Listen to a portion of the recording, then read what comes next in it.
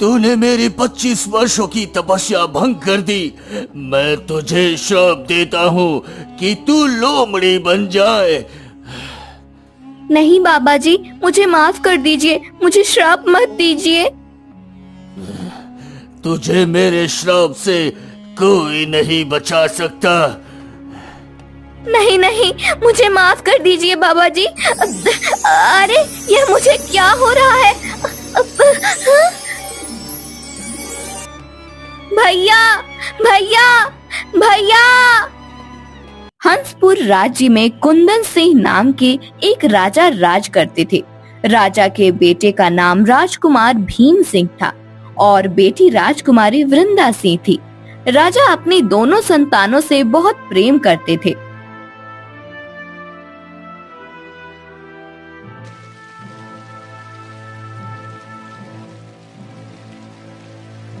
और बेटा भीम, आज सुबह सुबह बगीचे में क्या कर रहे हो? ऐसे तो आप जल्दी नहीं उठते। आज सुबह उठने का कोई विशेष कारण? नहीं पिताजी, अब मैं बड़ा हो गया हूँ और मुझे अपनी जिम्मेदारियों का एहसास है। अब से मैं रोज सुबह उठूंगा और महल के सारे कार्य देखूंगा, समझूंगा और सीखूंगा। शाबाश मेरे बेटे, मुझे तुमसे यही उम्मीद थी। जीते रहो। इतना कहकर राजा राज्य के दौरे पर जाने लगते हैं। तभी पिताजी, क्या मैं भी आपके साथ राज्य के दौरे पर चल सकता हूँ? हाँ हाँ, क्यों नहीं, जरूर चलो।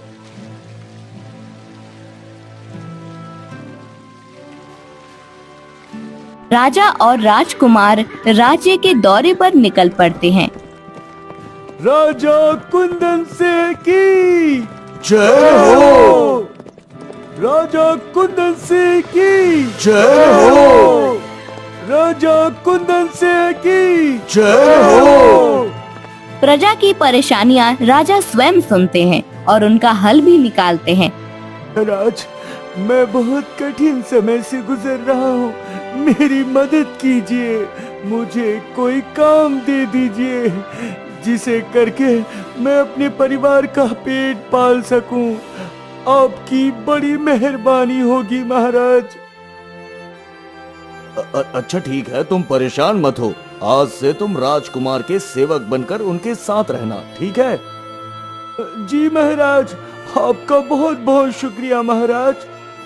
राजा के काम करने का तरीका देखकर राजकुमार बहुत प्रसन्न होते हैं और मन ही मन सोचते हैं, एक दिन मैं भी पिताजी की तरह बनूंगा और उनका नाम रोशन करूंगा।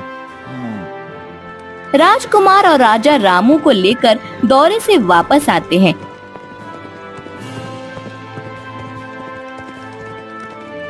अब रामू राजकुमार के सेवक के रूप में काम करने लगता है और हर समय उनके साथ होता है। कुछ दिन गुजर जाते हैं और राजकुमार एक जिम्मेदार, ताकतवर और बुद्धिमान इंसान बन जाते हैं। तभी एक रोज सुबह सुबह प्रणाम पिताजी। जीते रहो मेरे बच्चे। इतने पर बगीचे में राजकुमारी वृंदा भी आ जाती है। प्रणाम पिताजी। प्रणाम भैया। खुश रहो मेरी प्यारी बेटी। मेरी प्यारी बहना आज बहुत खुश नजर आ रही है, क्या बात है? मैं तो हमेशा ही खुश रहती हूँ। ये तो अच्छी बात है। पिताजी, आज मेरा मन जंगल में शिकार खेलने को हो रहा है। आपकी आज्ञा हो तो मैं जाऊं? हाँ बेटे जाओ, पर सावधानी से शिकार करना। भैया, क्या मैं भी आपके साथ चल सकती हूँ? मुझे भी जंगल देखना है, घूमना है। पर वहाँ जंगल में खतरा है बहन। आप हो ना मेरे साथ, तो किस बात का खतरा? मुझे भी ले चलिए ना भैया, मैं महल में रह रहकर उब गई हूँ। ठीक है चलो, तुमसे मैं कभी जीत सका हूँ भला? बच्चों आराम से जाना और अपना ख्याल रखना। ठीक है पिताजी, आप चिंता मत कीजिए, मैं अपनी बहन का पूरा ख्याल रखूंगा। राजकुमार राजकुमारी को लेकर रामू के साथ जंगल की तरफ रवाना हो जाते हैं।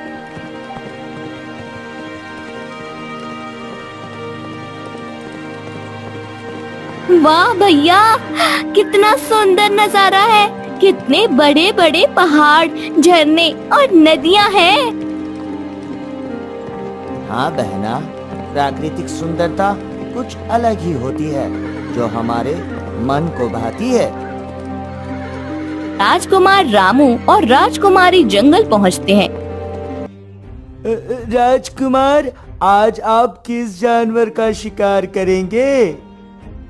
मैं सोच रहा हूँ आज अपना निशाना किसी शेर पर लगाऊं। हाँ भैया, आप शेर का शिकार करना और मैं देखूंगी कि आप कैसे शिकार करते हैं।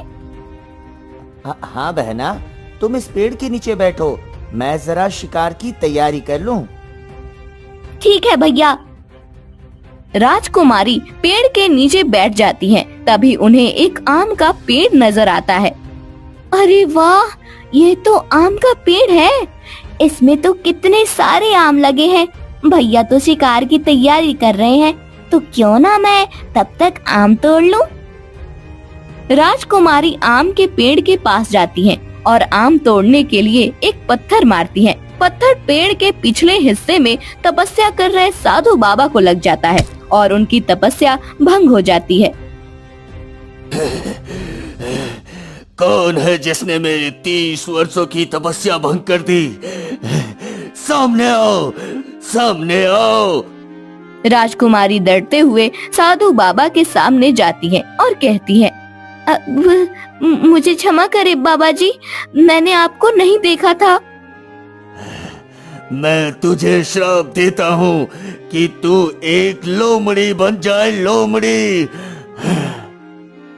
साधु बाबा राजकुमारी को श्राप दे देते हैं। इतने में राजकुमार वहाँ आ जाते हैं।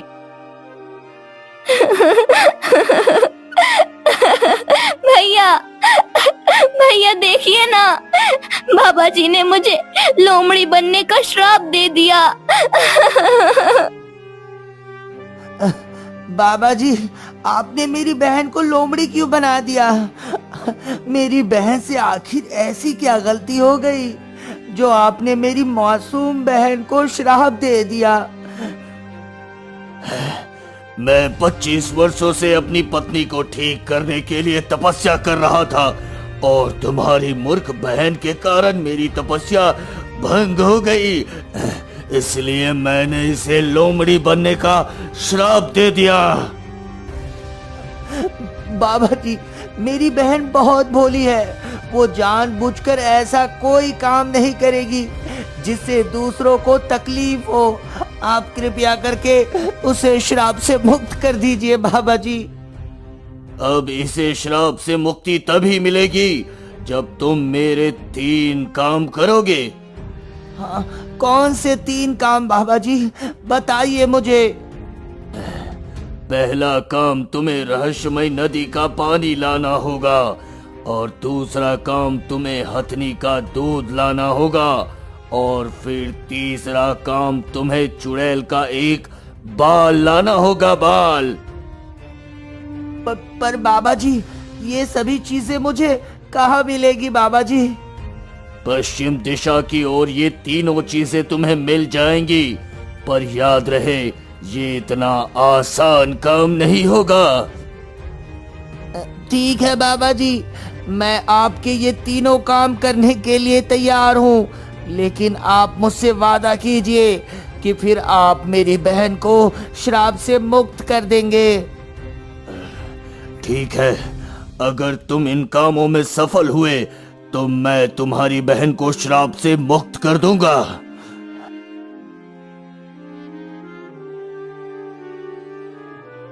राजकुमार रामू और राजकुमारी पश्चिम दिशा की ओर निकल जाते हैं। बहुत देर ढूंढने के बाद भी उन्हें वहाँ कोई रहस्यमयी नदी नहीं मिलती।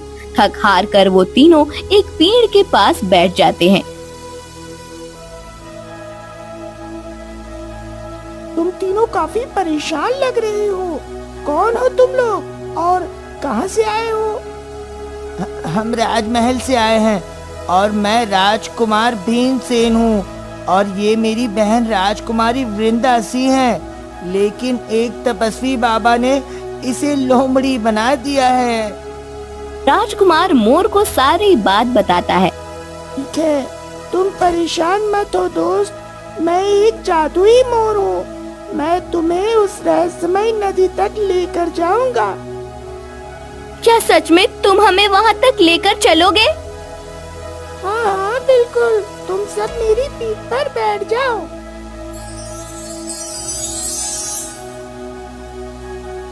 वो तीनों मोर के पीठ पर बैठ जाते हैं और मोर उन्हें एक सुनसान जगह पर ले जाता है जहाँ दूर दूर तक कोई नदी नजर नहीं आती।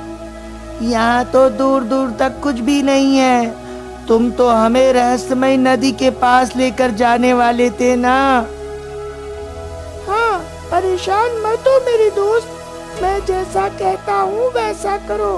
मेरी पीठ से एक सुनहरा मोर का पंख निकालो। हाँ ठीक है, ये लो निकाल दिया।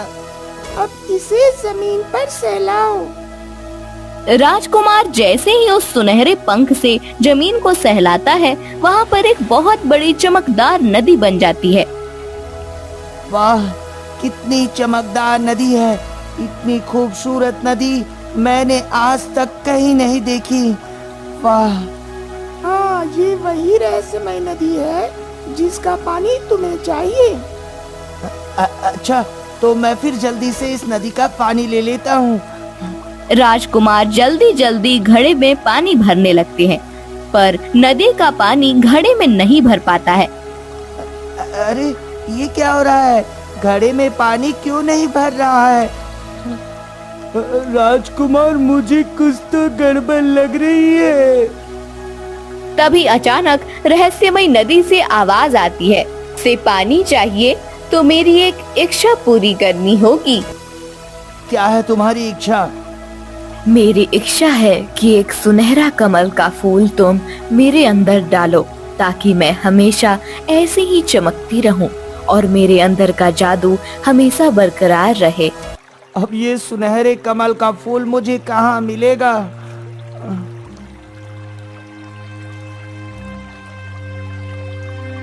अरे राजकुमार, वो रहा सुनहरा कमल। अरे वाह, ये तो सच में सुनहरा कमल है। राजकुमार सुनहरा कमल का फूल तोड़ने जाते हैं, पर उनसे वह कमल का फूल नहीं टूटता। फिर रामू उस फूल को तोड़ने की कोशिश करता है, लेकिन वह भी उस फूल को नहीं तोड़ पाता। लाओ, मैं एक बार इस कमल को तोड़ने की कोशिश करती हूँ। अब लोमड़ी बनी राजकुमारी उस फूल को तोड़ने की कोशिश करती है और कमल का फूल टूट जाता है।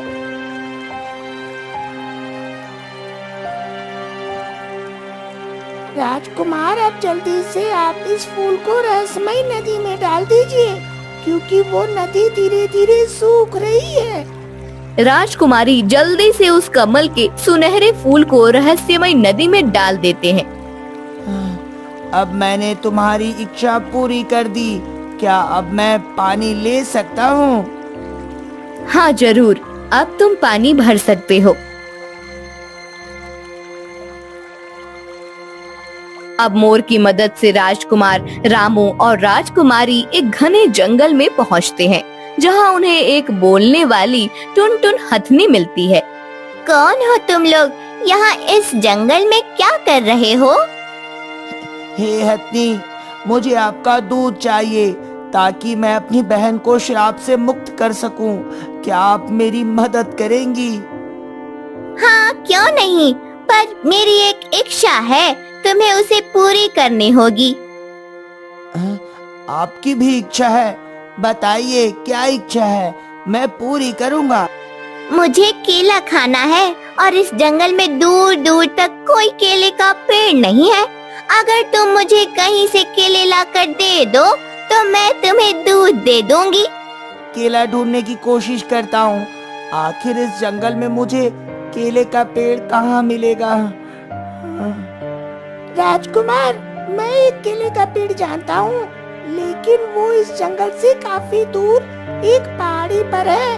हमें वहाँ जाना होगा। मोर के ऊपर बैठकर राजकुमारी रामू और राजकुमारी केले की तलाश में काफी दूर निकल जाते हैं। तब जाकर उन्हें केले का पेड़ मिलता है।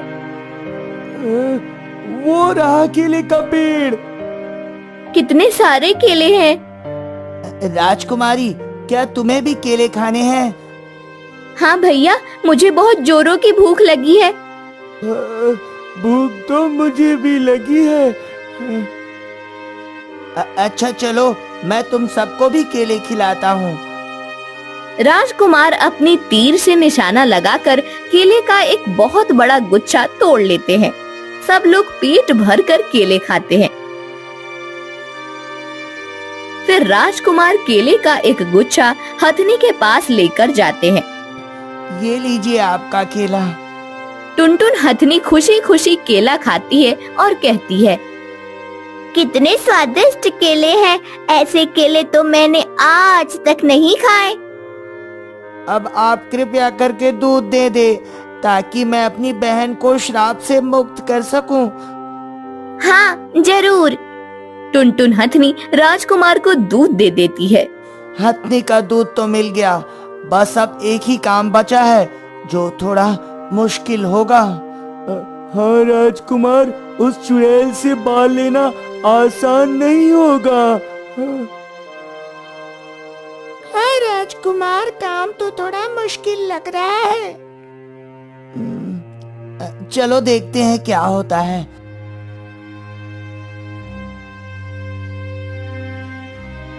जंगल से निकलकर आगे बढ़ते हैं। तभी उन्हें कुछ दूर पर एक काली गुफा नजर आती है। राजकुमार, देखिए वहाँ एक काली गुफा है जो दिखने में कितनी भयानक लग रही है। हो सकता है चुड़ैल उसी गुफा में हो। हाँ, सुना तो यही है कि चुड़ैल हमेशा भयानक गुफाओं में रहती है। हाँ, हो सकता है। चलो अंदर चलकर देखते हैं। सब लोग गुफा के अंदर जाकर देखते हैं तो उन्हें वहाँ एक चुड़ैल मिलती है। तुम लोग कौन हो और मेरी गुफा में क्या करने आए हो? अपनी बहन को श्राप से मुक्त कराने के लिए मुझे तुम्हारे सर का एक बाल चाहिए। हम इसलिए यहाँ आए हैं।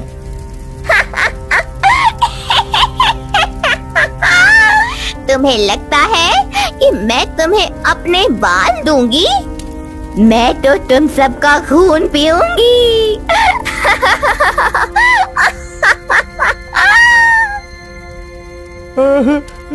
नहीं, मैं अभी नहीं मरना चाहता। देखो, अगर तुम्हारी कोई इच्छा हो तो मुझे बताओ, मैं उसे पूरी कर दूंगा। बदले में तुम मुझे अपना एक बाल दे देना, ठीक है? वैसे सौदा बुरा नहीं है। हाँ हाँ, तो बताओ तुम्हारी क्या इच्छा है? मुझे एक हिरन का सर चाहिए, ला सकते हो? हाँ ठीक है, मैं तुम्हें हिरन का सर लाकर दे दूंगा, लेकिन तुम मुझसे वादा करो कि फिर तुम मुझे अपना एक बाल दे दोगी। ठीक है, मैं वादा करती हूँ। अब सब लोग मोर की पीठ पर बैठकर जंगल जाते हैं।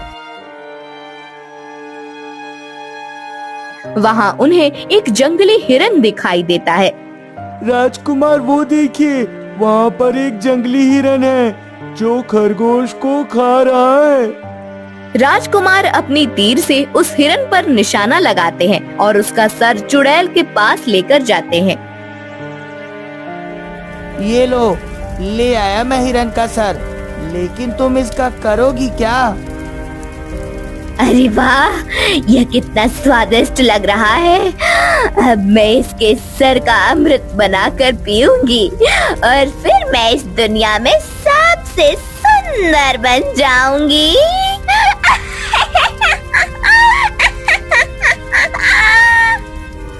मैंने तुम्हारी इच्छा पूरी की, अब तुम अपना वादा पूरा करो, मुझे अपना एक बाल दे दो।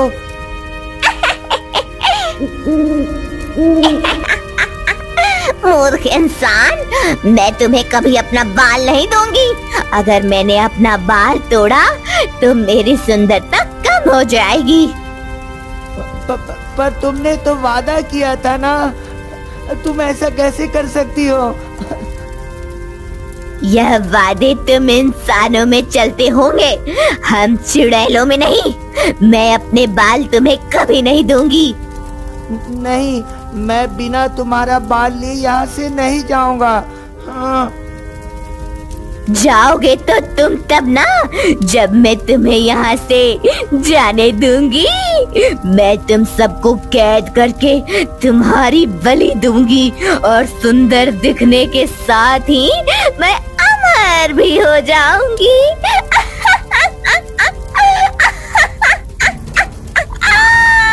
चुड़ैल सबको कैद करने के लिए अपनी जादुई छड़ी उठाती है।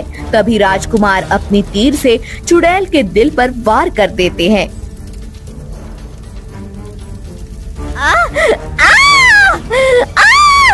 यह तुमने क्या किया? वही जो मुझे पहले ही कर देना चाहिए था। तुम्हारे बुरे इरादे के चलते मैं दुनिया को मुश्किल में नहीं डाल सकता था। चुड़ैल के मरने से पहले ही राजकुमार उसका एक बाल तोड़ लेता है और फिर चुड़ैल मर जाती है। अब मोर उन्हें उसे जंगल में छोड़ देता है जहाँ से वो आए थे। राजकुमार साधु बाबा के तीनों काम पूरे हुए। अब आप जल्दी से जाइए और राजकुमारी को श्राप से मुक्त कराइए। हाँ, तुम्हारा बहुत बहुत शुक्रिया प्यारे मोर। मैं तुम्हारा जिंदगी भर एहसानमंद रहूंगा मेरे दोस्त। कोई बात नहीं राजकुमार, ये जिंदगी हमें एक दूसरे की मदद करने के लिए ही मिली है, इसमें एहसान कैसा। अब जाइए जल्दी।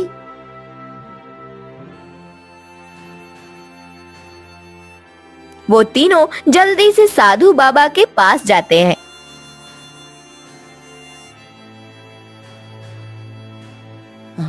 बाबा जी, मैं आ गया। मैं रहस्यमय नदी का पानी, हथनी का दूध और चुड़ैल का बाल तीनों ले आया बाबा जी। क्या सच में तुम तीनों चीज ले आए? हाँ बाबा जी, मैं ले आया। अच्छा, लाओ मुझे वो तीनों चीजें दे दो। नहीं, पहले आप मेरी बहन को श्राप से मुक्त कीजिए, तो ही मैं आपको ये तीनों चीजें दूंगा। ठीक है, मैं तुम्हारी बहन को अभी श्राप से मुक्त करता हूँ। इतना कहकर साधु बाबा राजकुमारी को गंगा जल देते हैं। गंगा जल पी के राजकुमारी फिर से अपने असली रूप में आ जाती हैं। लो, तुम्हारी बहन श्राप से मुक्त हुई। हाँ। मेरी बहन, तुम ठीक हो ना? हाँ भैया, मैं अब बिल्कुल ठीक हूँ। हाँ, अब लाओ मुझे वो तीनों चीजें दे दो। पर बाबा जी, आप इनका क्या करोगे? ये आपके किस काम की है? मेरी पत्नी एक भयानक बीमारी से लड़ रही है, इसलिए मैं तपस्या करके उसे ठीक करने वाला था, पर तुम्हारी बहन ने मेरी तपस्या भंग कर दी। फिर मेरे पास यही एक रास्ता बचा था जिससे मेरी पत्नी ठीक हो जाएगी। बाबा जी, मुझे माफ कर दीजिए। मैंने अनजाने में आपकी तपस्या भंग कर दी थी। मैं क्षमा मांगती हूँ आपसे। कोई बात नहीं पुत्र, तुम्हारा भाई सही कहता है। तुम सच में भोली लड़की हो। मैं तुम लोगों को आशीर्वाद देता हूँ कि तुम अपने जीवन में महान कार्य करो और हमेशा खुशी से रहो। आपका बहुत बहुत शुक्रिया बाबा जी। साधु बाबा जैसे ही रहस्यमयी नदी का पानी, टुनटुन हथनी का दूध और चुड़ैल का बाल मिलाकर अपनी पत्नी के शरीर पर डालते हैं, वह एकदम ठीक हो जाती है। अजी, मैं तो एकदम ठीक हो गई। मेरा शरीर एकदम स्वस्थ हो गया। निर्मला, मैंने तुम्हें ठीक करने के लिए क्या कुछ नहीं किया। पर तुम ठीक हुई तो केवल इनके कारण। यह लोग कौन हैं? साधु बाबा निर्मला को सारी बात बताते हैं। आप लोगों का बहुत बहुत शुक्रिया, आपने हमारी इतनी मदद की। ईश्वर आपका भला करे। तुम्हारे कारण मेरी पत्नी आज ठीक हो गई। मैं हमेशा तुम्हारा आभारी रहूंगा। जुग जुग जियो, हमेशा ऐसे ही अच्छे कार्य करते रहो। आशीर्वाद है मेरा बेटा। शुक्रिया बाबा जी, अब हमें चलना चाहिए। पिताजी हमारी राह देख रहे होंगे। हाँ भैया, चलिए घर चलते हैं। इतना कहकर राजकुमार रामू और राजकुमारी महल वापस आ जाते हैं। फिर दोनों भाई बहन अपने जीवन में कई महान कार्य करके अपने पिता का नाम रोशन करते हैं।